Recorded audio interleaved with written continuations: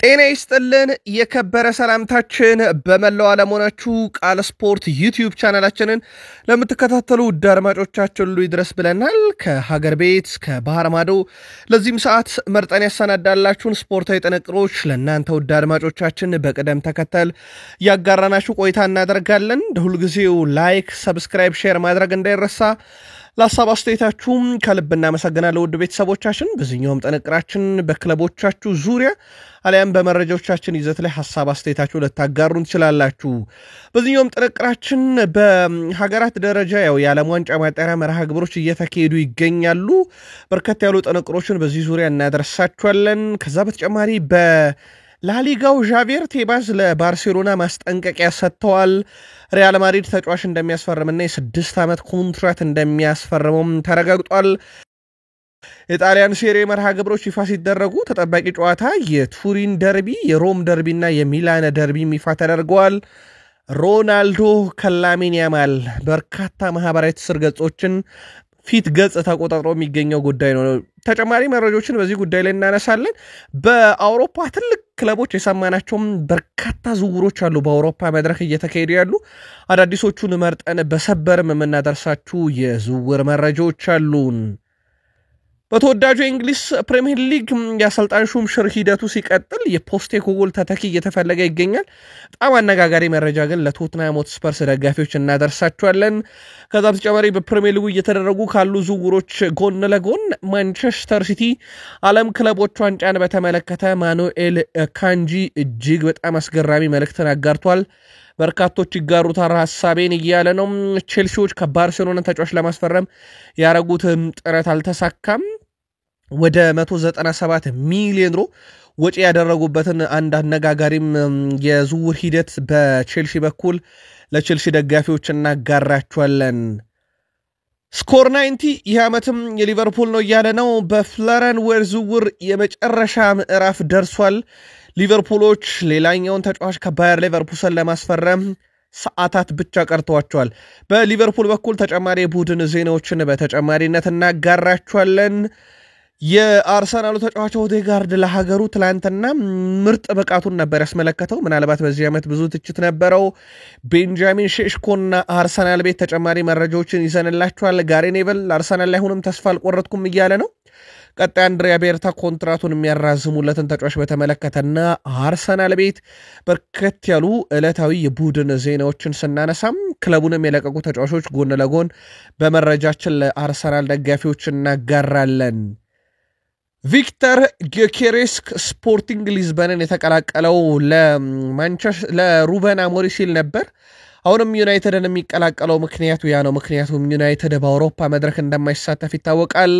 የሁለቱን ዳግም መገናኘት በተመለከተ ተጨማሪ መረጃ ለዩናይትድ ደጋፊዎች እናነሳለን። ከዛ በተጨማሪ ከክለቡ በዚህ ዝውውር ምክንያት የሚለቁ ተጫዋቾችን በተመለከተም ተጨማሪ መረጃዎችን ይዘናል። ዩናይትድ በጀት ዓመቱ ትርፋማ ክለብ ሆኗል። ከዛ በተጨማሪ አሌያንድሮ ጋርናቾ በጣሊያን ይገኛል። ምክንያቱን እንነግራቸዋለን ለማንቸስተር ዩናይትድ ደጋፊዎች። እነኚህ ብቻ አይደሉም፣ በርከት ያሉ ተጨማሪ መረጃዎችን ይዘናል። እስከ ፕሮግራማችን ፍጻሜ እንደ ሁልጊዜው ዛሬ መቆዩ ላይክ ማድረግ እንዳይረሳ ውድ ቤተሰቦቻችን፣ አበረታቱን። ሐሳብ አስተያየት ካላችሁ በክለቦቻችሁ በክረምት የዝውውር መስኮት አሊያም በፕሮግራማችን ይዘት ልታጋሩን ትችላላችሁ። እንደዚሁም ላይክ እያረጋችሁ እኛን ማበረታታት ግን እንዳይዘነጋ ብለናል። ስፖርታዊ ጥንቅሮቻችንን ዛሬ በሚደረጉ የዓለም ዋንጫ የማጣሪያ ጨዋታዎች ጨዋታ ጥቆማን ጀምር። ዛሬ በአውሮፓ የዓለም ዋንጫ የማጣሪያ ጨዋታዎች ይደረጋሉ። ቦስኒያ ሄርዞጎቪና ከሳን ማሪኖ፣ ማልታ ከሉታኒያ፣ እንደዚሁም አንዶራ ከእንግሊዝ ዛሬ ምሽት 1 ሰዓት የሚደረግ ተጠባቂ ጨዋታ ነው። ኦስትሪያ ከሮማኒያ፣ አልቤኒያ ከሰርቢያ። ሌላው ተጠባቂ ጨዋታ ደግሞ ፊንላንድ ከኔዘርላንድ ምሽት 3:45 ይጀምራል። ስለዚህ የዛሬ ተጠባቂ ጨዋታዎች አንዶራ ከእንግሊዝ ምሽት 1 ሰዓት፣ እንደዚሁም ኔዘርላንድ ከፊንላንድ ምሽት 3:45 ሲል የሚደረጉና የሚጠበቁ ትልቅ መርሃ ግብሮች ናቸው። ትላንትም ዌልስ ከሌችስታይን በአውሮፓ የዓለም ዋንጫ ማጣሪያ ከምድብ 3 ጨዋታ ነበረ። ጨዋታው በዌልስ 3-0 አሸናፊነት ተጠናቋል። ጆ ራንደን 39ኛው ደቂቃ ላይ፣ ሃሪ ዊልሰን 65ኛው፣ እንደዚሁም ኬፈር ሞር 68ኛው ደቂቃ ላይ ሶስቱን የዌልስ ግቦች ማስቆጠር ችለዋል። አሰልጣኝ ክሬክ ቤላሚ የዌልስ ብሔራዊ ቡድን አሰልጣኝ ከሆነ በኋላ በአጠቃላይ 9 ጨዋታዎችን አድርጓል። 5 ድል አለው፣ 4 አቻ፣ ምንም እስካሁን አልተሸነፈም። በምድቡም የዓለም ዋንጫ የማጣሪያ ጨዋታን በአንደኝነት እየመሩ ይገኛሉ ከምድብ 3 ላይ። እጅግ በጣም አስደናቂ ቡድን ነው ክሬክ ቤላሚ በዌልስ ቤት እያስመለከተ ነው የሚገኘው። ሌላኛው መርሃ ግብር ኢስቶኒያን ከኢስራኤል ያገናኘ ጨዋታ ነበረ። ጨዋታው በኢስራኤል 3-1 አሸናፊነት ተጠናቋል። ለኢስራኤል 3ቱንም ግቦች ቤቶን 2 ግቦችን ሲያስቆጥር አቡ ፋኒ በፍጹም ቅጣት ምት ሌላኛዋን ግብ አስቆጥራል። ለኢስቶኒያ ካይት ነበረ ብቸኛዋን ግብ በ31ኛው ደቂቃ አስቆጥሮ ይመሩ የነበረው፣ ግን ብሔራዊ ቡድኑን ከሽንፈት መታደግ አልቻለም። በኋላ እስራኤል ባስቆጠረቻቸው 3 ግቦች 3-0 ተጠናቀቀ። ቼክ ሪፐብሊክ ደግሞ ሞንቴኔግሮን 2-0 አሸንፋለች። አዳም ሁልዝክ 23ኛው፣ ፓትሪክ ሼክ 65ኛው ደቂቃ ላይ ገቦቹን አስቆጥሯል። በዚህ ጨዋታ ላይ ሚላን ቮኪች በሞንቴኔግሮ በኩል፣ ቫክሊ ኬሬን በቼክ ሪፐብሊክ በኩል ያስቆጠሯቸው 2 ገቦች በቫር ተሽረዋል። ከግማሽ ደርዘን በላይ ግቦችን የተመለከትነው በክሮሻና በጂብሊራርት መካከል የነበረ ጨዋታ ነው። ክሮሻ 7-0 በሆነ ውጤት ጂብሊራርትን ማሸነፍ ችላለች። ግቦቹን ገና 28ኛው ደቂቃ ላይ ፓስሊች፣ 30ኛው ደቂቃ ላይ ቡድሚር፣ 60ኛው ደቂቃ ላይ ኢቫኖቪች፣ 63ኛው ደቂቃ ላይ መልሶ ኢቫኖቪች፣ 73ኛው ደቂቃ ላይ ፓርሲች ራሱ ሁለተኛ ለክለቡ ደግሞ ወደ 5ኛውን ግብ አስቆጠረ። ከዛ በኋላ ክራማሪች 77ኛውና 80ኛው ደቂቃ ላይ ሌላ ግብ አከለም። ስለዚህ በጨዋታው ላይ ፓስሊች 2 ግቦችን፣ እንደዚሁም ክራማሪች 2 ግቦችን፣ ኢቪሚች 2 ግቦችን አስቆጥረዋል። በአጠቃላይ 7-0 በሆነ ውጤት ክሮሺያ ጂብሊራርትን በዓለም ዋንጫ የማጣሪያ መርሃ ግብር ድል አድርጋለች። በርካታ ግብ ከተመለከትንባቸው የምሽት ጨዋታዎች ውስጥ ተጠቃሽ ነው። የኬቨን ደብሮይነ ሀገር ቤልጅየም ግን ኖርዝ ሜኬዶኒያን ማሸነፍ አልቻለችም። ረጅም ደቂቃ ተመራ ነበረ በዲኪብር ግብ 28ኛው ደቂቃ ላይ። በኋላም ላይ ግን ኖርዝ ሜኬዶኒያ 86ኛው ደቂቃ ላይ አሊስኮ ባስቆጠራት ግብ 1-1 በሆነ አቻ ውጤት ጨዋታው ተጠናቋል። ስለሆነም ቤልጅየሞች በዓለም ዋንጫ የማጣሪያ ጨዋታ በዚህኛው ምዕራፍ ድል ማድረግ አልቻሉም። ሌላ በርካታ ግብ የተመለከትንበት ጨዋታ በኖርዌይና በኢታሊ መካከል የነበረ በጣም ያልተጠበቀ ውጤት የተመዘገበበት ነው። ኖርዌይ ኢታሊን 3-0 በሆነ ውጤት ድል አድርጋለች። ውድ ቤተሰቦቻችን የኖርዌይን 3 ግቦች ሶሎሮዝ 14ኛው ደቂቃ ላይ የአትሌቲኮ ማድሪድ አጥቂ፣ ኑሳ 34ኛው፣ የሲቲው ኤርሊንግ ብሮት ሃላንድ ከረፍት በፊት ነው 3ቱም 42ኛው ደቂቃ ላይ 3ቱን የማሸነፊያ ግቦች እንደዚሁ ለኖርዌይ ማስቆጠር ችለዋል። አስደናቂ ምሽት ነበረ፣ ግን ብዙም ያልተጠበቀ ውጤት ነው። ኤርሊንግ ብሮት ሃላንድ በአጠቃላይ ለኖርዌይ 41ኛ ጨዋታውን ነው ማድረግ የቻለው። 41 ግቦች ላይ ደረሰ፣ 4 አሲስቶች አሉት። በአጠቃላይ በ41 ጨዋታ 45ኛ የግብ አስተዋጽኦ ነው እንደዚሁ በትላንትናው ዕለት ማበርከት የቻለው። በላቲን አሜሪካ ሀገራት መካከል የዓለም ዋንጫ ማጣሪያ ጨዋታ ነበረ። በፔሩና በኮሎምቢያ መካከል የነበረው ጨዋታ ያለምንም ግብ 0-0 በሆነ አቻ ውጤት ተጠናቋል። ግብ የተመለከተበት ጨዋታ ቬንዙዌላ እንደዚሁ ቦሊቪያን ድል ያደረገችበት ጨዋታ ነበረ። ለቬንዙዌላ 2ቱን የማሸነፊያ ግቦች ካሉር በራሱ ግብ ላይ 5ኛው ደቂቃ ላይ፣ ሮንዶን 30ኛው ደቂቃ ላይ የቬንዙዌላን 2 ግቦች ማስቆጠር ችለዋል። በላቲን አሜሪካ ሀገራትም የዓለም ዋንጫ የማጣሪያ ጨዋታዎች እንደዚሁ ቀጥለው እየተካሄዱ ይገኛሉ። የላሊጋው ፕሬዝዳንት ዣቬር ቴባዝ ህጉን በደንብ ያውቁታል። በእርግጠኝነት ድጋሜ እንደዛ አይነት ስህተት አይሰሩም። በተለይም ባለፈው ዓመት የሰሩትን ብለዋል። በባርሴሎና በኩል በሰጡት ሀሳብ ነው። ባለፈው ዓመት ዳኒ ኦልሞን ለማስመዝገብ ባርሴሎና የገባው ሰጣ ገባ ይታወቃል ከላሊጋው ጋርና ዣቬር ቴባስ እንደ አምነው አይነት ስህተት አይሰሩም፣ ምክንያቱም ህጉን በደንብ ያውቁታል ብለዋል። ዣቬር ቴባስ አያይዞም የአውሮፓ እግር ኳስ ማህበር ምን እያደረገ እንደሆነ አናቅም፣ እኛ በባርሴሎና ላይ ግን ስራዎችን፣ ምርመራዎችን ዳግም እየሰራ እንገኛለን ብለዋል። በተለይም ከፋይናንሻል ፌር ፕሌይ ህጉ ጋር በተያዘ ከበድ ያለ ምርመራ እየተደረገበት እንደሆነ ይታወቃል። የላሊጋው ፕሬዝዳንት ዣቬር ቴባስ አያይዞም ተጫዋቾችን ማስፈረም ትርፉ ገንዘብ ማባከን ነው ብለዋል እሳቸው። እናም ወጣቶች ላይ እምነት ያስፈልጋል ልክ ባርሴሎና እንዳደረጉት ስለሆነም አካዳሚ ላይ መስራት ያስፈልጋል በአንድ ቡድን ውስጥ ጥንካሬ የሚኖረው ተጫዋቾች ከአካዳሚ አድገው ሲጫወቱ ነው ብለዋል ፔድሪ ጋቪ ላሚን ያማልን እንደ ምሳሌ በባርሴሎና ቤት አንስተዋል በዛው ባርሴሎናን እንደ አምና አይነት ስህተት እንዳይሰራ ባስጠነቀቁበት ጋዜጣዊ መግለጫቸው ላይ ፍራንኮ ማስታንቱኖ በሪያል ማድሪድ የ6 ዓመት ኮንትራት እንደሚፈርም ተረጋግጧል ፍራንኮ ማስታንቱኖም የሕክምና ምርመራውን ከቀጣይ ሳምንት ከሰኞ ጀምሮ ባሉት ቀናት ውስጥ በሪያል ማድሪድ ተገኝቶ እንደሚያደርግ ተረጋግጧል በስምምነቱ መሰረት የ6 ዓመት ኮንትራት ነው ለሪያል ማድሪድ የሚፈርመው ሪያል ማድሪዶች ላለፉት 5 ወራት ተጫዋቾች ሲከታተሉት ነበር በኋላም ላይ ግን ፓሪስ ሰን ዠርሜን ነገሮችን ለመጨረስ ከጫፍ መድረሱን ሲመለከቱ ነበር ዙውሩ በፍጥነት እንዲጠናቀቅ ያደረጉት እንጂ ፓሪስ ሰን ዠርሜን ዙውር ለመጨረስ ከሌሎች ክለቦች በተሻለ ሲሰራ ነበር 5 ወር ተከታትለናል ብለዋል እነ ሳንቲያጎ ሶላር ይሄንን ተጫዋች ሪያል ማድሪድና አትሌቲኮ ማድሪድ ደግሞ በላሊጋ እንግዲህ ከሚሳተፉ ክለቦች ውስጥ በዓለም ክለቦች ዋንጫ እንደሚሳተፉ ይታወቃል እነኚህ ሁለት ክለቦች ግን ለፍጻሜ የሚደርሱ ከሆነ ላሊጋ ኦገስት 17 ሳይሆን ኦገስት 24 ጅማሮን ያደርጋል ተብሏል ምክንያቱም ሁለቱ ክለቦች በቂ ረፍት እንዲያገኙ በሚል ማለት ነው የዘንድሮ የዓለም ክለቦች ዋንጫ ብዙ ተቃውሞ የደረሰበት የዓለም ክለቦች ዋንጫ እንደሆነ ይታወቃል ካሁኑ የደጋፊዎች እጥረት እንደዚሁ ደግሞ ከተጫዋቾች በኩል ተቃውሞም እየደረሰበት እንደሆነ ይታወቃል ለማንኛውም ተጨማሪ መረጃዎችን በሌሎች ክለቦችም እንደዚሁ እናነሳለን ከሚሳተፉ ክለቦች ጋር በተያያዘ ሪያል ማድሪድ እና አትሌቲኮ ማድሪድ ግን እስከ ፍጻሜ ከደረሱ ላሊጋ 1 ሳምንት ለሚሆን ጊዜ እንደሚገፋ ነው እንደዚህ የተረጋገጠው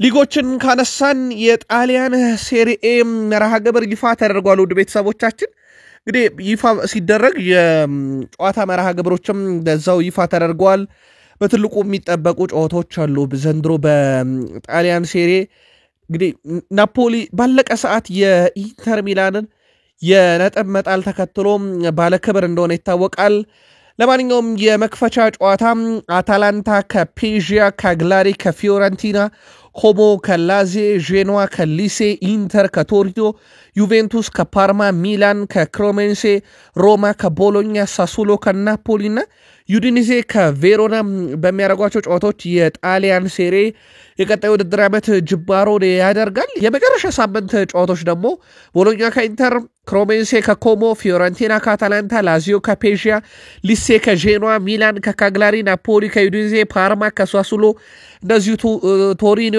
ከዩቬንቱስ እና ቬሮና ከሮማ ጨዋታቸውን የሚያደርጉ ይሆናል የጣሊያን ሴሬ ጅማሮና ፍጻሜው በእንደዚህ አይነት መልኩ ሲሆን ቀጣይ የውድድር ዓመት የቱሪን ደርቢ በ11ኛ ሳምንትና በ38ኛ ሳምንት እንደሚደረግ ይፋ ሲደረግ የሮም ደርቢ በ4ኛ ሳምንትና በ37ኛ ሳምንት የሚላኖ ደርቢ በ12ኛውና በ28ኛ ሳምንት በትልቁ የሚጠበቁ መርሃ ግብሮች ናቸው ናፖሊን በአንድ ነጥብ ልዩነት ሻምፒዮን ያደረገው የዘንድሮ የጣሊያን ሴሪኤ ቀጣይ ዓመትስ ማንን ባለ ክብር ያደርጋል የሚለው ደግሞ በጉት ይጠበቃል ሌሎችም የሊጎች በሚቀጥሉት ሳምንታት እንደዚሁ መርሃ ግብሮቻቸውን ይፋ ያደርጋሉ ተብሎ ይጠበቃል ስፔን ከፖርቱጋል በዚህ ሳምንት ትልቁ የሚጠበቀው መርሃ ግብር ነው የዩኤፋ ኔሽንስ ሊግ የፍጻሜ ጨዋታ የስፔኑ ግብ ጠባቂ ኡናይ ሲሞን በእርግጠኝነት ሮናልዶ 1000 ግቦችን ማስቆጠር ይችላል ብሏል ወደ 63 አካባቢ ግቦች ይቀሩታል አሁን ላይ ክርስቲያኖ ሮናልዶ 1000 ፕሮፌሽናል ግቦችን ለማስቆጠር ኡናይ ሲሞን የስፔን ብሔራዊ ቡድኑ ግብ ጠባቂ ግን አትጠራጠሩ በእግር ኳስ ሕይወቱ 1000 ግቦች ላይ ደርሳል ብለዋል ግን ጨዋታው ጋር በተያያዘ ጆ ኔቬዝ የሮናልዶና የላሚን ያማል ጨዋታ ብቻ አይደለም ብለዋል ጨዋታው የስፔንና የፖርቹጋል እንደዚሁም በርካታ ተጫዋቾችን የያዘ ነው በእርግጥ ጨዋታው ላይ የሚጠበቁ ተጫዋቾች ናቸው ግን የሁለቱ ጨዋታ ብቻ አይደለም ብሏል እንግዲህ አልጋ ወራሹና ላሚን ያማልና የእግር ኳስ ሌጀንዱ ሮናልዶ መካከል የሚደረግ ፍልሚያ ነው ከሰሞኑ ላሚን ያማል ሮናልዶ ለእግር ኳስ ሌጀንዷ ነው ነገር ግን እኔ ስራዬን እሰራለሁ ዋንጫውን ለማሸነፍ ነው የምንጫወተው ብሏል በፖርቱጋልና በስፔን በሮናልዶና ላሚን ያማል መካከል ጨዋታው ሲደረግ ከዛም የዘለሉ ተጫዋቾች አሉ ብሏል ጆ ኔቪስ። ጨዋታው በጉጉት ይጠበቃል። እሁድ ምሽት 4 ሰዓት ላይ የሚደረግ የሳምንቱ ትልቅ መርሃ ግብር ነው። ባየር ሊቨርኩሰንና ባየር ሙኒክ መካከል ከስምምነት ተደርሷል። ጆናታን ታ በዓለም ክለቦች ዋንጫ ባየር ሙኒክን ወክሎ እንዲካፈል ማለት ነው። ስለሆነም ከሰሞኑ ሁለቱ ክለቦች መካከል ድርድር ሲደረግ ነበረ። አሁን በክፍያ ጉዳይ ተስማምተዋል። ልክ ትሬንት አሌክሳንደር-አርኖልድን ለማጫወት ሪያል ማድሪዶች እንግዲህ ከሊቨርፑል ጋር ድርድር አድርገው ገንዘብ እንደከፈሉት ሁሉ ማለት ነው። ስለሆነም ባየር ሙኒክ ለባየር ሊቨርኩሰን ገንዘብ ይከፍላል። ጆናታን ታም በዓለም ክለቦች ዋንጫ ክለቡን ወክሎ ይጫወታል ማለት ነው። ፖርቱጋላዊው የኤስ ሚላን የክንፍ ተጫዋች ራፋኤል ሊአኦ ኤስ ሚላንን መልቀቅ እንደሚፈልግ ለክለቡ ይፋ አድርጓል። የራፋኤል ሊአኦ የውል ማፍረሻ 70 ሚሊዮን ዩሮ አካባቢ ይገመታል። የጀርመኑ ኃያል ክለብ ባየር ሙኒክ ደግሞ አሁን በስፋት ስሙም ከተጫዋቹ ጋር እየተያዘ ያለ ክለብ ሆኗል። ፍሎሪያን ፒልተንበርግም መረጃውን አረጋግጦታል። ይህ ተጫዋች ባለፈው ክረምት ነበረ ኮንትራቱን የፈረመው፣ ግን በሚላን ደስተኛ አይደለም። በዛ ላይ ደግሞ ኤስ ሚላን በራሱ በሚቀጥለው ውድድር ዓመት በየትኛውም የአውሮፓ መድረክ እንደማይሳተፍ ይታወቃል። ፖርቱጋል የክንፍ አጥቂ ራፋኤል ሊአኦም ለአዲስ ፈተና ክለቡን መልቀቅ እንደሚፈልግ ለክለቡ አሳውቋል። ለማንኛውም በቀጣይም ቀናት አሊያም በሁለተኛው ዙር በሚከፈተው የክረምት የዝውውር መስኮት ወደ የትኞቹ ክለቦች ያመራል የሚለው ደግሞ በትልቁ ይጠበቃል። ዛው ጀርመን ባየር ሙኒክ ቆይተን ፌነር ባቼ ሌሮይ ሳኔን በነፃ ወኪል ከጀርመኑ ኃያል ክለብ ባየር ሙኒክ እንዲቀላቀላቸውም ይፋ የዝውውር ጥያቄ አቅርቦለታል። በተጨማሪ ሳኔ ከወደ ሳውዲ ክለቦች ጋላታሳራይ ጭምር ከባየር ሙኒክ እንግዲህ የአዲስ ኮንትራቱን የማራዘም ሂደትን ጨምሮ ማለት ነው ፈላጊዎች ሲሆኑ ስሙ በስፋት ከለንደን ክለቦች አርሰናልና ቶትናም ጋር ሲያዝ እንደነበረ እናስታውሳለን። አሁን ታዲያ በይፋ ፌነር ባቼ የመጀመሪያው ጠያቂ ክለብ ሆኖ መጥቷል።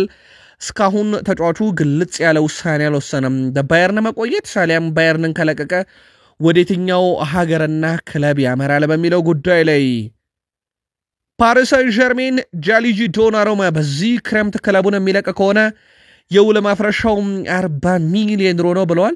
ስለዚህ ጃንሉጂ ዶናሩማን ማቆየት በቀጣይ ቀናት የሚደረጉ ውይይቶች ናቸው። ካልተሳካ ግን 40 ሚሊዮን ዩሮ ጃንሉጂ ዶናሩማ ላይ ለጥፈዋል። የትኛው ክለብ ያስፈርመዋል የሚለው ይጠበቃል።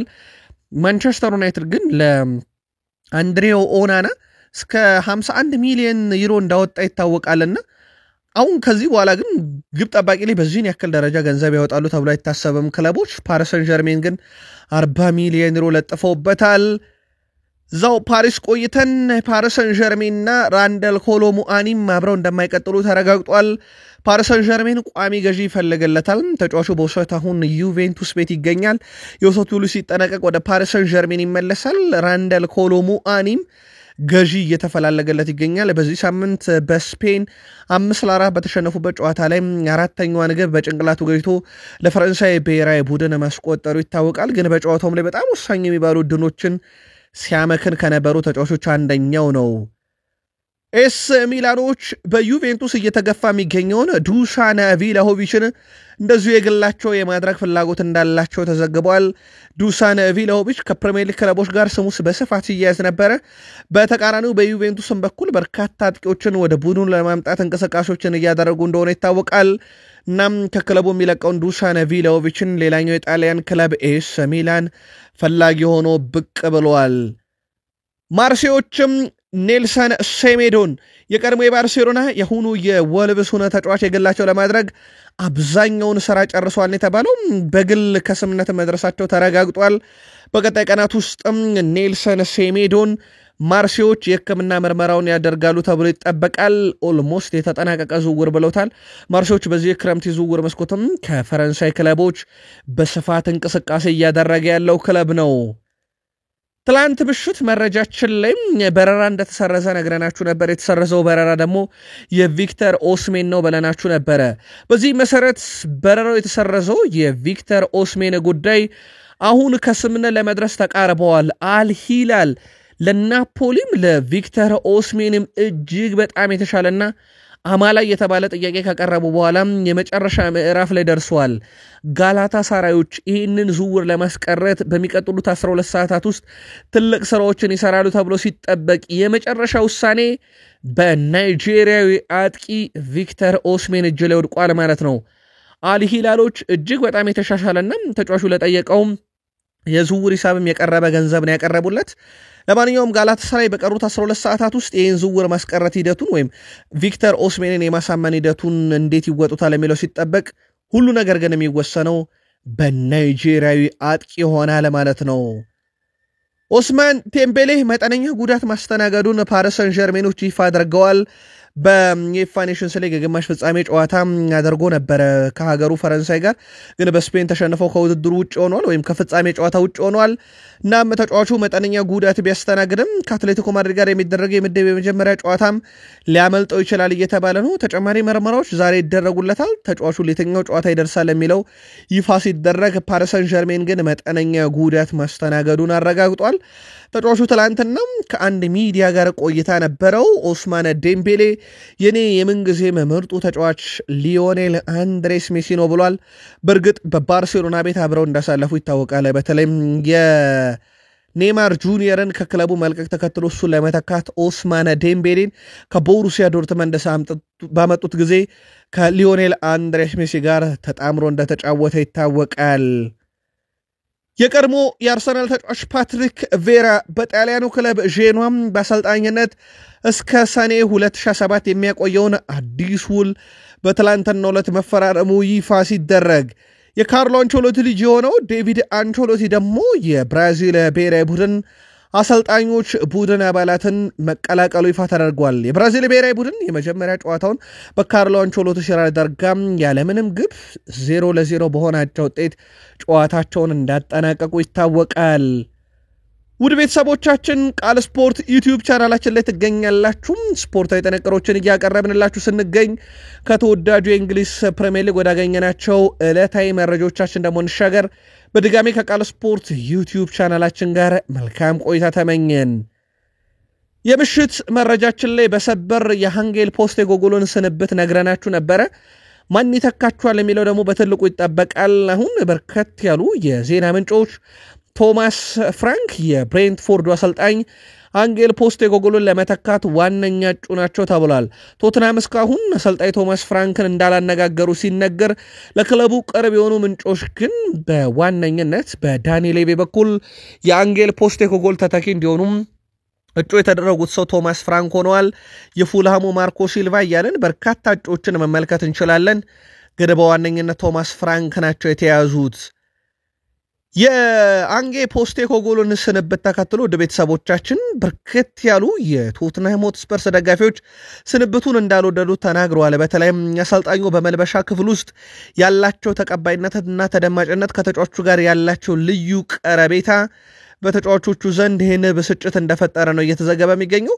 አውስትራሊያኑ አሰልጣኝ ተተኪ በመሆን የሚመጣው አዲስ አሰልጣኝም እንግዲህ ከነኚህን ተጫዋቾች በማረጋጋትና መልበሻ ክፍሉን በመቆጣጠር ሂደት ላይ ትልቅ ስራ የሚጠብቀዋል የተባለው። እንደውም አንዳንድ የዜና ምንጮች ምናልባትም ከክለቡ ፖስቴኮግሉን ስንብት ተከትሎ የሚመጣውን አሰልጣኝ ተከትሎ የሚለቁ በርከት ያሉ ተጫዋቾች ሊኖሩ ይችላሉ እየተባለ ነው። እንግዲህ ቶትንሃም ሆትስፐርስ ቤት ዳኒ ሌቪ በቅርብ ዓመታት አሰልጣኞች ላይ መጨከናቸውን ተመልክተናል። በተለይም ከድል ማግስት ለድል በተቃረቡበት ሰዓትና ወደ ፍጻሜ ቶትንሃምን ከበርካታ ዓመታት ከወሰዱ በኋላ እንደዚህ አይነት ስንብቶችን እየሰማን ነው።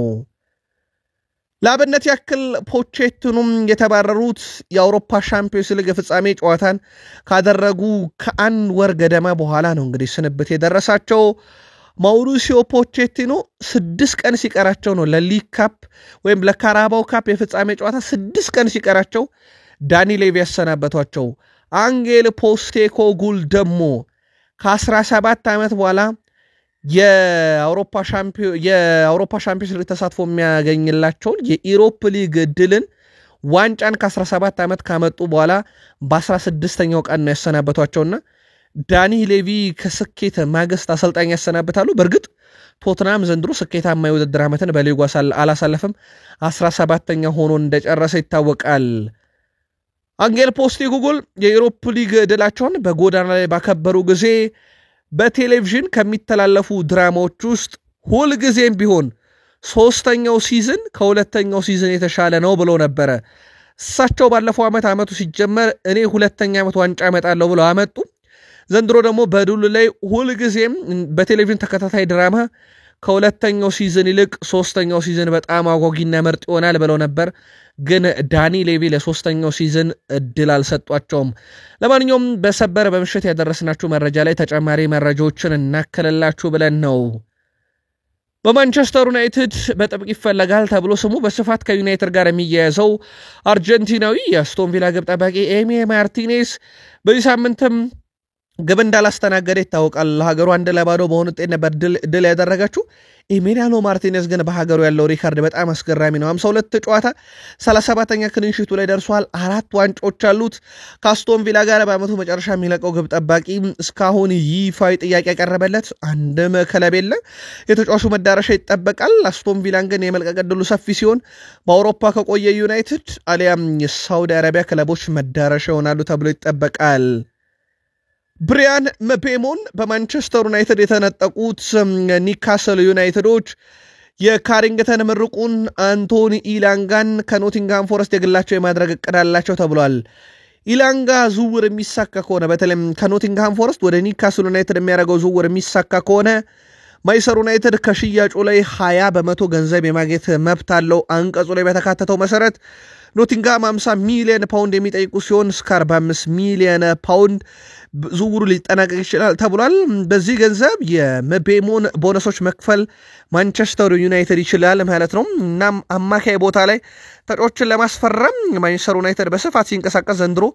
በእንደዚህ አይነት መንገድም ገቢዎችን እያገኘ እንደሆነ ይታወቃልና የቀድሞ የማንቸስተር ዩናይትድ የካሪንግተን ምሩቁ አንቶኒ ኢላንጋ በኒካስል ለመፈለጉ ለዩናይትድ ጥሩ አማራጭ ሆኗል ከገቢም አንፃር ማኑኤል ኡካንጂ ስለ ዓለም ክለቦች ዋንጫ ሐሳቡን አጋርቷል በተለይም በትልቁ ነው መቃወመው ብሏል ይሄንን ውድድር ምክንያቱም ተጫዋቾች እረፍት ያስፈልጋቸዋል ሰውነታቸው እረፍት ያስፈልጋል ከቤተሰቦቻቸው ጋር ጊዜ ማሳለፍ ይጠበቅባቸዋል ብሏል ማኑኤል ኡካንጂ ይህ ተጫዋች ለማንቸስተር ሲቲ የተጫወተ በዓለም ክለቦች ዋንጫ ይሳተፋል ነገር ግን እኔን ጨምሮ በእርግጠኝነት በርካቶች ይህን ሐሳብ እንጋራዋለን ይህ ውድድር አስፈላጊነቱ አይታየኝም ብሏል ፊፋ የአውሮፓ እግር ኳስ ማህበር ተጫዋቾች ከቅርብ ጊዜ ወዲህ ትልቅ ክፍያዎችን እየጠየቁ ነው ስለዚህ ብዙ ጨዋታ ማድረግና ክለቦች ገቢ ማግኘት አለባቸው ያንን ክፍያ እንዲከፍሏቸው ማለታቸው ይታወቃል የዓለም ክለቦች ዋንጫ ሊጀመር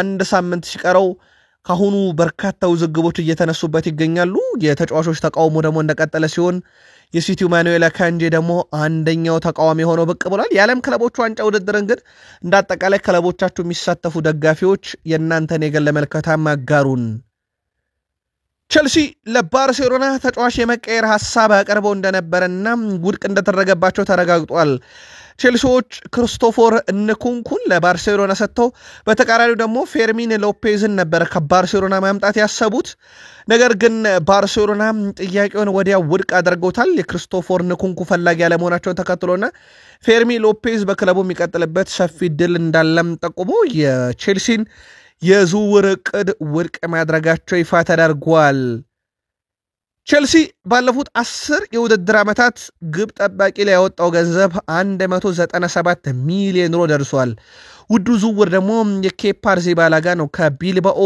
ወደ ቸልሲ ሲመጣ 80 ሚሊዮን ዩሮ ወጥቶበታል አሁን አርሰናል በ5 ሚሊዮን ዩሮ ሊያስፈርመው ከጫፍ የደረሰው ግብ ጠባቂ ማለት ነው ፊሊፔ ጀርገንሰን ወደ 24.5 ሚሊዮን ዩሮ ከዛ በኋላ ሜንዲን ወደ 24 ሚሊዮን ዩሮ ወጪ አድርገውበታል በአጠቃላይ በነፃ ያስፈረሟቸው ኤድዋርዶ ዊሊያን ካቢያሮ ሮብ ግሪን እና ማርኮ ቦንቲል የተባሉ ግብ ጠባቂዎችን በነፃ አምጥቷል ከዛ ውጪ ግን ወደ 7 የሚጠጉ ተጫዋቾችን በ10 ዓመታት ውስጥ 197 ሚሊዮን ዩሮ ወጪ አድርጎባቸዋልና ቸልሲ ግብ ጠባቂ ላይ በጣም ወጪ የሚያወጣው ክለብ ሆኗል በዚህ ዓመት በራሱ ግብ ጠባቂ ለአብነት ያክል የኤሲ ሚላኑን ማይክ ሚኛንን ለማምጣት 10 ሚሊዮን ዩሮ መድቦ እንዳለ ይታወቃል ቸልሲና ግብ ጠባቂ ባለፉት 10 ዓመታት ቁርኝታቸው ከፍ ያለ ነው ብሏል ትራንስፈር ማርኬት ስኮር 90 የዘንድሮም የፕሪሚየር ሊግ ዋንጫ ከሊቨርፑል አያልፍም ብሏል ሊቨርፑል 31% ተሰጥቶታል የጆሴፕ ፔፕ ጋርዲዮላ ቡድን ማንቸስተር ሲቲ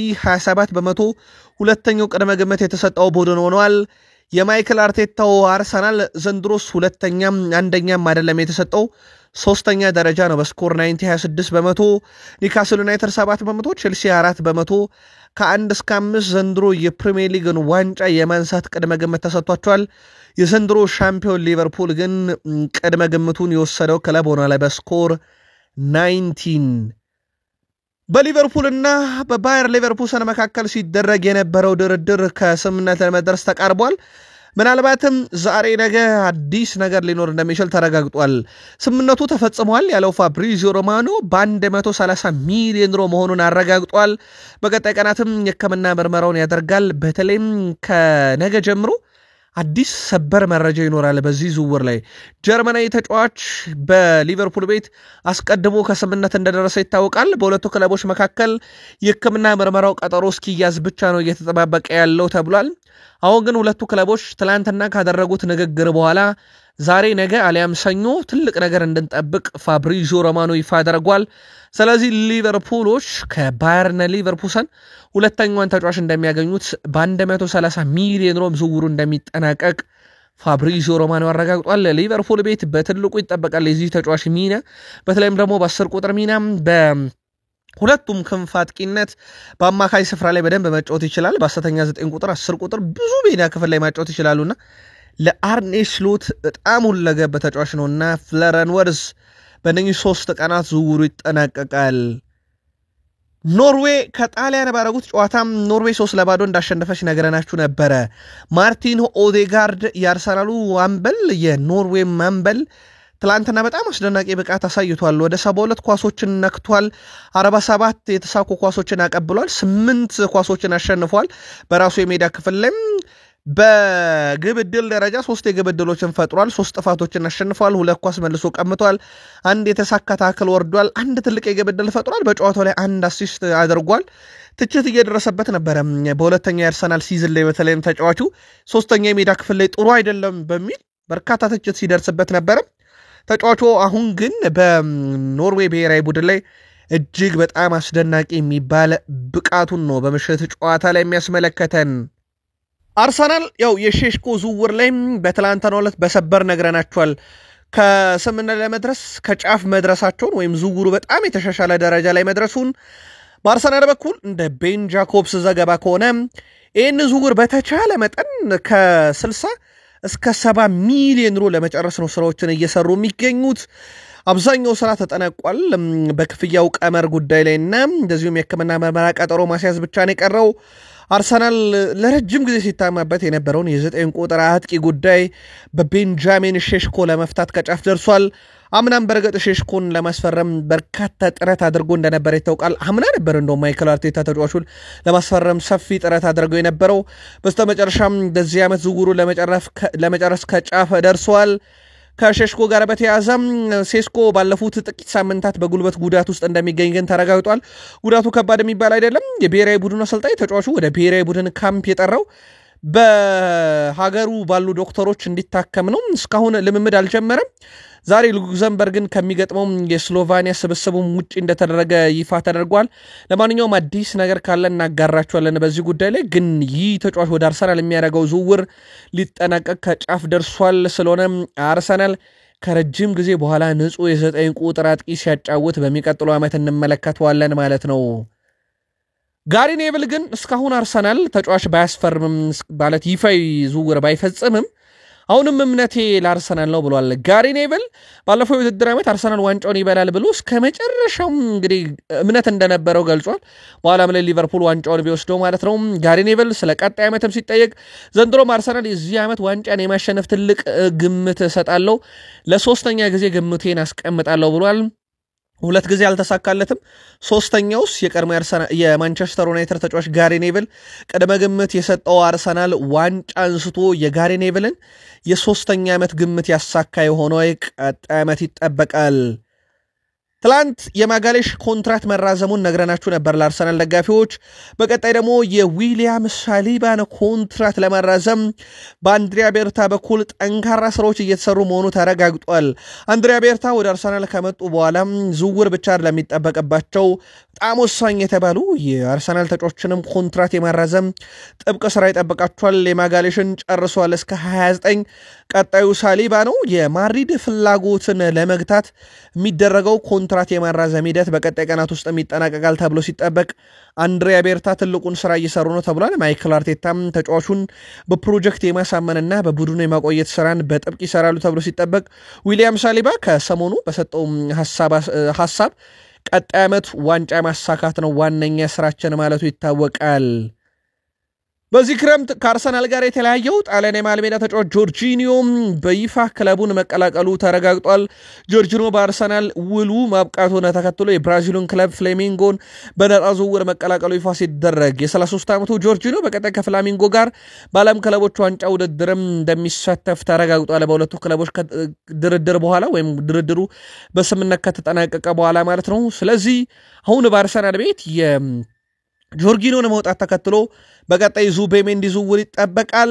ዙቤሜንዲ በሂሳብ ስራዎች ምክንያት ወይም በደሞዝ ከገንዘብ ጋር ከፋይናንስ በተያያዙ ስራዎች በአጠቃላይ የአርሰናል ዝውውር በጥቂት ሳምንታት እንደሚዘጋይ ከሰሞኑ በጋዜጣዊ መግለጫ አረጋግጦ ነበር። ለማንኛውም የጆርጂኖ ተተኪ ዙቤሜንዲ ይሆናል ተብሎ ይጠበቃል። የሰሜን ለንደኑ ክለብ አርሰናል የውድድር ዓመት ምርጥ ተጫዋቾች ሶስቱንም ይፋ አድርጓል። ሲጠበቅ የነበረው የአንደኛ ስፍራ ነው። ሶስተኛ ዴቪድ ራያ ግብ ጠባቂው፣ ሁለተኛ የፊት መስመር ተጫዋቹ ቡካዮ ሳካ ሆኖ እንዳጠናቀቁ ነግረናችሁ ነበር። በእርግጥ አብዛኛው የአርሰናል ደጋፊዎች ሁለተኛ ማጋሌሽ ይሆናል ሲሉን ነበር በሀሳብ መስጫ ሳጥናችን ላይ። ግን ሳካ ከሆነ በኋላ የአንደኝነቱን አብዛኞቹ ዴክላን ራይስ ብለው ነበር የአርሰናል ደጋፊዎች። በዚህ መሰረት እንግሊዛዊ አማካይ ዴክላን ራይስ የአርሰናል የዓመቱ ምርጥ ተጫዋች ተብሎ መመረጥ ችሏል። ምናልባት የአርሰናል ደጋፊዎች ይገባዋል ወይ? አብዛኞች በእርግጥ በሀሳብ መስጫ ሳጥናችን ላይ ስሙን ስታሰፍሩልን ነበር። ለማንኛውም ዴክላን ራይስ የዓመቱ ምርጥ ተጫዋች ሆኖ በአርሰናል በኩል ተመርጧል። ቪክተር ጊዮኬሬስ ወደ ዩናይትድ የሚለው የዝውውር መረጃ መሰማት የጀመረው አርሰናል ሙሉ ለሙሉ ዝውውሩን ትቶም ወደ ቤንጃሚን ሼሽኮ ካዘነበለ በኋላ ነው። እንደውም እኛ በሐሳብ መስጫ ሳጥናችን ላይ የዩናይትድ ደጋፊዎችን ጠይቀን ነበር የጊዮኬሬስን ዝውውር። ጊዮኬሬስ ወደ ዩናይትድ የሚመጣው የመጀመሪያ ምርጫው ሆኖ እንዳልሆነ ይታወቃልና ዩናይትድ ለአውሮፓ መድረክ አለመሳተፉን ተከትሎ ምርጫው እንዳልሆነ ያሳወቀውን ጊዮኬሬስን ማስፈረም ተገቢ ነው ብላችሁ ታስባላችሁ ዩናይትዳውያን ብለን እንደ ጥያቄ ማንስተን ነበረ ከአንድ 5 ቀን በፊት ይህንን ጥያቄ። ለማንኛውም ቪክተር ጊዮኬሬስ ከአርሰናል ዝውውር ውጭ ከሆነ በኋላ ወደ ዩናይትድ የመምጣቱ ነገር አሁን እርግጥ እየሆነ መጥቷል። ከዚህ በፊት ግን አንድ ነገር ነበረ ከሩበን አሞሪም ጋር የነበራቸው ግንኙነት። ቪክተር ጊዮኬሬስ ኤጀንት ሃንሰን ሳንቲያካ ጊዮኬሬስ ስፖርቲንግን ሲቀላቀል የተለያዩ 8 ቡድኖች ጊዮኬሬስን ፈልገውት ነበረ። ነገር ግን ሩበን አሞሪም ስር መሰልጠን ስለፈለገ ነው ወደ ስፖርቲንግ ሊዝበን የመጣው ብሎ ነበረ በወቅቱ። በተመሳይ ኤጀንቱ 2024 ላይ ሩበን አሞሪም ስፖርቲንግን ከለቀቀ ጊዮኬሬስ እዚህ ስለመቆየቱ እርግጠኛ አይደለውም ማለቱ ይታወቃልና ሁለቱ መካከል ያለው ግንኙነት ጥብቅ መሆኑ ይታወቃል። እንደሚታወቀው ሩበን አሞሪም አሁን የማንቸስተር ዩናይትድ አሰልጣኝ ነው። ከተጫዋቹም ጋር ልዩ የሆነ ቀረቤታ አለው ተብሏል። ከሰሞኑ ማንቸስተር ዩናይትድ ይህን ተጫዋች ከ60 ሚሊዮን ዩሮ በታች የማስፈረም ፍላጎት አለው ተብሏል። በእርግጥ የዩናይትድ ፍላጎት ቆየት ያለ ነበረ። ተጫዋቹ በአውሮፓ መድረክ የሚሳተፈን ክለብ ሲጠባበቅ መሆኑ ተከትሎ ነበረ ዩናይትድ ከዝውውሩ ለጊዜውም ቢሆን ገለል ብለው የነበረው። ለማንኛውም አርሰናል ወደ ሼሽኮ ዝውውር ሲመለስ ዩናይትድ ደግሞ ወደ ጊዮኬሬስ በቀጣይ ማንቸስተር ዩናይትድ ይፋ ጥያቄ ያቀርባሉ ተብሎ ይጠበቃል። የሆይሉንድ ጉዳይ የሚወሰነው ማንቸስተር ዩናይትድ 9 ቁጥርን ካመጣ ብቻ ነው ተብሏል። እንደሚታወቀው ማንቸስተር ዩናይትዱን የፊት መስመር አጥቂ ለማስፈረም የጣሊያኑ ክለብ ኢንተር ሚላን ፍላጎት እንዳለው አሳውቋል። ከሰሞኑም ከወኪሉ ጋር ድርድር ሲያደርግ እንደነበር ይታወቃል። ሆይሉንድ በዩናይትድ መቆየት ይፈልጋል። ዩናይትድ ግን ተጫዋቹን ማቆየት የሚፈልገው አጥቂ ካላመጣ ብቻ ነው። ስለዚህ የጊዮኬሬስ ጉዳይ ካልተሳካ ብቻ ነው ዩናይትዶች በሆይሉንድ ሊቀጥሉ የሚችሉት። ተጫዋቹ በጣሊያን ሴሪዮ ክለብ ይፈለጋል በኢንተር ሚላን ቆይታው ላይ እስካሁን ውሳኔ ያልሰጠም እሱም በማንቸስተር ዩናይትድ በኩል ከቪክተር ኦስሜን ዝውውር ወጥቷል ኦስሜን አሁን ወይ ጋላታሳራይ ወይ የአል ሂላል አጥቂ ነው የሚሆነው በቀጣዩ ውድድር ዓመት ስለዚህ ዩናይትድ ቤት 9 ቁጥር በቀጣዩ ውድድር ዓመት በአዲሱ አጥቂ ቪክተር ጌኬሬስ ከአሊያን በነባሩ ራስመስ ሆይሉንድ ሊቀጥል የሚችልበት እድል አለ ማለት ነው ለማንኛውም የክረምት የዝውውር መስኮት በሁለቱ ዙሮች ያሁኑ እስከ ጁን 10 ይቀጥላል ቀጣይም ከ5 ቀናት በኋላ ዳግም እንደሚከፈት ይታወቃል የማንቸስተር ዩናይትድ ሶስተኛ ሩብ ዓመት በጀት ገቢ በመጨረሻው ሩብ ዓመት ከነበረው በ17.4 በመቶ እድገት ማሳየቱ ተረጋግጧል ኢኖስ ወደ ማንቸስተር ዩናይትድ በተለይም ከመጣ በኋላ በሰር ጂም ራትክሊፍ አማካኝነት የቡድኑ አብዛኛው ወጪ እንደተቀነሰ ይታወቃል እናም የቡድኑ ገቢ በ17.4 በመቶ እድገት አሳይቷል ማንቸስተር ዩናይትድ በግሌዘር ቤተሰቦች ውስጥ የገባው አንደኛው አጣብቂኝ ለክለቡ ገንዘብ አለመልቀቃቸው ብቻ ሳይሆን ትርፉንም ወደ ክለቡ ገቢ ያደርጉም ነበር ወይም ክለቡ ላይ ኢንቨስት ያደርጉትም ነበር ትርፉን ይካፈሉት ነበር አሁን ግን በራትክሊፍ ስር ቢያንስ ክለቡ ከዕዳና ከኪሳራም የመላቀቅ ሂደቱ ላይ ቀጥሏል 17.4 በመቶ ትርፍ ማግኘቱ ተረጋግጧል ከሰሞኑ በርከት ያሉ የዜና ምንጮች የሲቲውን ጃክ ግሪሊሽን ስሙን ከዩናይትድ ጋር እያያዙት ነበር በርግጥ ዳረን ቤንት አርሰናል ቢያስፈርመው መልካም ነበር ብሎ ነበር የግል መልከታው ነው ግን የዜና ምንጮች ምናልባትም ግሪሊሽ ወደ ዩናይትድ ሊያመራ ይችላል የሚሉ መረጃዎችን ሲያወጡ ነበር ቢቢሲ ስፖርት ግን መረጃው ሐሰት መሆኑን አረጋግጦ ማንቸስተር ዩናይትድ ግሪሊሽን በማስፈረም ሂደት ላይ ምንም አይነት እንቅስቃሴ አለማድረጉን ይፋ አድርጓል የጃክ ግሪሊሽ መዳረሻ እስካሁን ይፋ አይደለም የተረጋገጠም አይደለም ዩናይትድ ግን በዚህ ዝውውር ላይ ምንም አይነት እንቅስቃሴ አላደረገም አሌሃንድሮ ጋርናቾ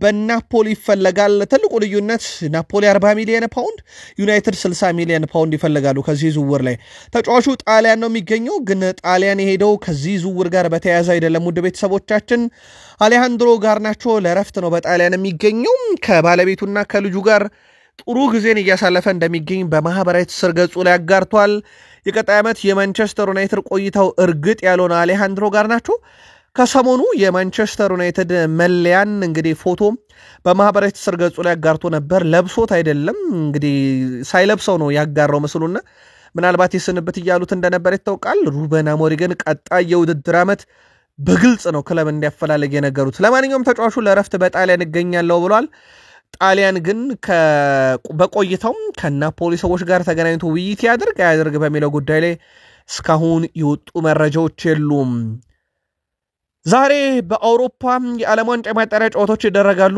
በተለይም እንግሊዝ ከአንዶራ ምሽት 1 ሰዓት በትልቁ የሚጠበቅ ጨዋታ ነው ሌላኛው ፊንላንድ ከኔዘርላንድ ምሽት 3:45 ሌሎች ተጠባቂ ጨዋታዎች ሲሆኑ ማልታ ከሉታኒያ አልቤኒያ ከሰርቢያ ኦስትሪያ ከሮማኒያ ሌሎች በትልቁ የሚጠበቁ የአውሮፓ የዓለም ዋንጫ ማጣሪያ ጨዋታዎች ናቸው ትላንትና ቼክ ሪፐብሊክ ሞንቴኔግሮን 2-0 እስራኤል ኢስትዋኒን 3-1 ክሮሺያ ጊብልራትን 7-0 ሰሜን መቄዶኒያ ከቤልጅየም 1-1 ኖርዌይ ጣሊያንን 3-0 ያሸነፉበት ደግሞ በአውሮፓ የዓለም ዋንጫ የማጣሪያ ጨዋታ ተጠባቂ መርሃ ግብሮች ነበሩ ውድ ቤተሰቦቻችን ቃል ስፖርት ዩቲዩብ ቻናል ቅዳሜ ማለዳ ለእናንተ ውድ አድማጮቻችን ያሰናርተን ያቀረብንላችሁ ስፖርታዊ ጥንቅር ይሄን ይመስል ነበር ከጥቂት ደቂቆች በኋላ ተጨማሪ ስፖርታዊ ጥንቅሮችን ይዘን ዳግም እንመለሳለን ለነበረን ጊዜ ግን እጅግ በጣም እናመሰግናለን ሰናይ ቀን